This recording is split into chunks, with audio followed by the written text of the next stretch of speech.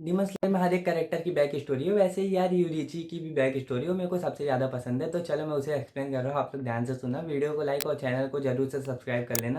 मैं कह रहा था कि मैंने यूरिची और कोकोशिबो की फाइट को भी एक्सप्लेन किया, आप लोग चाहो तो वो भी चेकआउट कर सकते हो, तो उसे भी चेकआउट कर लेना गाइस। और वीडियो को लाइक और चैनल को सब्सक्राइब कर लो जिन्होंने नहीं किया। चलो स्टार्ट करते हैं। यूरिची का जब जन्म होता रहता है तो वो दोनों ट्विन भाई पैदा होते हैं, तो उस टाइम पे ना सेन गोकू एरा में वो पैदा हुए रहते हैं। तो उस टाइम पे जुड़वा को भाई मतलब अशुभ माना जाता था। तो अब जब दोनों पैदा होते हैं तो जो यूरिची रहता है ना उसके सर पे बचपन से मार्क रहता है, डीमन स्लेयर मार्क। और जो मिचिकासु रहता है उसका दूसरा भाई, वो बड़ा रहता है मिचिकासु, और यूरिची छोटा रहता है उससे। हम मेरे को भी पहले लगता था कि यूरिची बड़ा है और मिचिकासु छोटा, मतलब जो मिचिकासु है ना वो भाई आगे चल के वो डीमन बन जाता है, वही भाई कोकोशिबो बनता है। इसीलिए तो कह रहा हूँ भाई कि कोकोशिबो इतना ज़्यादा स्ट्रांग क्यों था। वो भाई यूरिची का भाई था। यूरिची जो था ना भाई वो पहले ही मर जाता, लेकिन उसे मरवाने के उसके बाप ने ऑर्डर दे देते। लेकिन जो यूरिची की माँ थी ना उसने कहा कि मैंने मतलब बर्थ किया है इसे, मतलब मैंने इसे पैदा किया है, तो वह तुम इसे मत मरवाओ, इसे जैसा भी रहेगा ये रहेगा। उसके बाद जब ये 10 साल का हो जाएगा तो हम लोग इसे टेम्पल भेज देंगे, वहाँ पे रहेगा और ये मॉन्क बन जाएगा, ठीक है। तो ये उसकी माँ का सपना था कि ये हो जाए कि वो बच्चा बच जाए बस उसके बाप से। उसका बाप जल्लाद रहता है। धीरे धीरे भाई समय बीतता जाता है और यूरिची को मतलब कुछ नहीं दिया जाता था और कोकोशिबो को सब कुछ मिलता था। जैसे कोकोशिबो को रहने के लिए अच्छा घर मिलता था, अच्छा खाने के लिए अच्छा खाना मिलता था, सब कुछ मिलता था उसे, मतलब ट्रेनिंग कराई जाती थी समुराय बनने की। ये सब भाई उसे सब कुछ मिलता था और यूरिची को कुछ नहीं मिलता था। एक छोटा सा रूम मिला था उसमें रहने के लिए उसे। यूरिची था ना भाई वो बचपन से ही ट्रांसपेरेंट वर्ल्ड को देख पाता था। जब वो छोटा था तो उसने देखा था कि मतलब उसकी माँ की लेफ्ट साइड में दिक्कत है, तो वो हमेशा उनके ये साइड में खड़ा रहता था। तो ये चीज़ कभी भी मतलब उसके बाप को भी नहीं पता चली थी कि इसे मतलब ट्रांसपेरेंट वर्ल्ड दिखता है, और इसलिए वो हमेशा उसकी माँ के साइड खड़ा रहता है। तो वो कोकोशिबो को भी ये चीज़ नहीं पता। क्या होता है समय बीतता जाता है, फिर एक बार ना जब यूरिची 7 साल का हो जाता है और कोकोशिबो भी 7 साल का हो जाता है, तो उस टाइम पे ना कोकोशिबो मतलब एक बांसुरी ला के देता है, फ्लूइड ला के देता है यूरिची को। अब जब वो यूरिची को फ्लूइड देता है तो उस टाइम पे यूरिची भी मतलब रख लेता है, और वो उसे बहुत संभाल के रखता है। कहता है कि मैं इसे मतलब अपने दिल से रखूँगा इसे एकदम संभाल के। तो संभाल के रखते यूरिची रहता है और कोकोशिबो रहते हैं। तो कोकोशिबो को मतलब समझो रोज़ ट्रेनिंग कराई जा रही होती है, तो उसके सामने एक शॉर्ट्समैन रहता है, तो उन दोनों में होता है तो भाई वो हार जाता है। लेकिन जब यूरिची के साथ कराया जाता है, और यूरिची को भाई मतलब समझो आता भी नहीं था, उसे शॉर्ट्समैन स्किल सिखाई भी नहीं गई थी, वो भी उसने बस एक काउंटर के साथ वो शॉर्ट्समैन को नीचे ज़मीन पे गिरा दिया रहता है। उससे भाई मिचिकासु बहुत जलता है ये चीज़ देख के कि भाई मैं इतने दिन से सीख रहा हूँ और ये कुछ करता भी नहीं है तो भी मेरे से कितना ज़्यादा ही बेहतर है।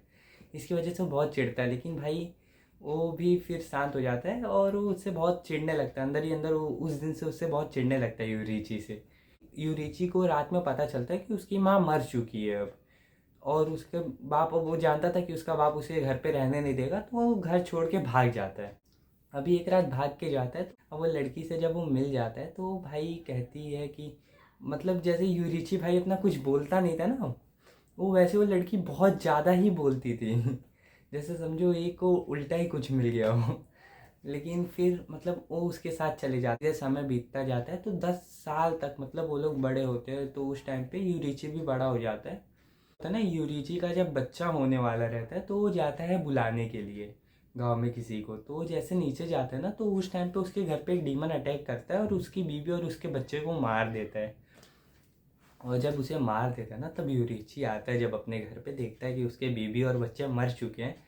भाई वो 10 दिन तक अपने बीवी और बच्चे को अपने गोद में लेके रहता है भाई। तो एक ना वहाँ से एक डीमन स्लेयर कॉप का कोई जाता रहता है, तो उसे देखता है तो कहता है आप ऐसा मत करो, आप हमारे साथ चलो जहाँ हम लोग आप डीमन मारने के बारे में बताएंगे, ठीक है। तो वहीं से भाई वो जाता है डीमन स्लेयर कॉर्प्स में से भाई। तब हम लोग को पहली बार पता चलता है कि ब्रीथिंग स्टाइल नाम की कोई चीज़ होती है। तो उसने सारी ब्रीथिंग स्टाइल बनाई, सन ब्रीथिंग से सारी ब्रीथिंग निकली है। तो वहाँ पे सारी ब्रीथिंग बनाता है, सबको एक एक ब्रीथिंग दी जाती है उसके हिसाब से। अभी उरीची जो रहता है ना कोकोशिबो को बचाने मतलब मिचिकासु को बचाने के लिए जाता है भाई उसके घर पे, ठीक है। अब उसके घर पे डीमन का अटैक हो जाता है, तो मिचिकासु क्या रहता है मतलब उस टाइम पे उतना ज़्यादा स्ट्रांग नहीं रहता है जितना उसे स्ट्रांग होना चाहिए था। लेकिन यूरिची भाई अपना इतना ज़्यादा स्ट्रांग रहता है कि वो एक स्लैश के साथ वो डीमन को भी मार देता है। फिर उसके बाद वो कहता है भाई तुम मेरे को पहचान रहे हो, मैं यूरिची हूँ।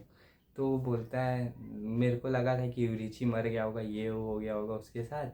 मतलब वो जानता था कि यूरिची मर चुका है, लेकिन यूरिची मरा ही नहीं रहता है कभी। फिर उसके बाद ना वो भी भाई मतलब वो इतना ज़्यादा ताकत का भूखा बन जाता है उस टाइम से कि वो भी डीमन स्लेयर कॉर्प्स को ज्वाइन कर लेता है।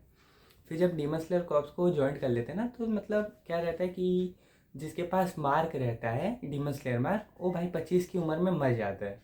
तो उस टाइम पे ना भाई म्यूजान उससे डीलिंग करता है कि तुम्हें मैं डीमन बना दूंगा, तुम स्ट्रॉन्गेस्ट बन जाओगे, ऐसा वैसा। तो मिचिकासु क्या रहता है, भटक जाता है और वो कोको शिबो बन जाता है, अपर मून वन। फिर उसके बाद यूरिची भाई बहुत ज़्यादा वो करता है। फिर उसके बाद उसके साथ मतलब उसके साथ ऐसा वो लोग करते हैं ना कि तुमने ऐसा कर दिया, तुम्हारा भाई डीमन बन गया, इसकी वजह से ना बहुत ज़्यादा वो होता है। तो डीमन स्लेयर कॉर्प्स को भी छोड़ने और छोड़ दिया रहता है।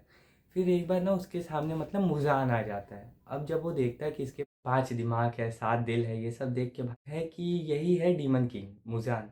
तो मुजान जो रहता है ना यूरिची को डीमन बनने का ऑफर देता है।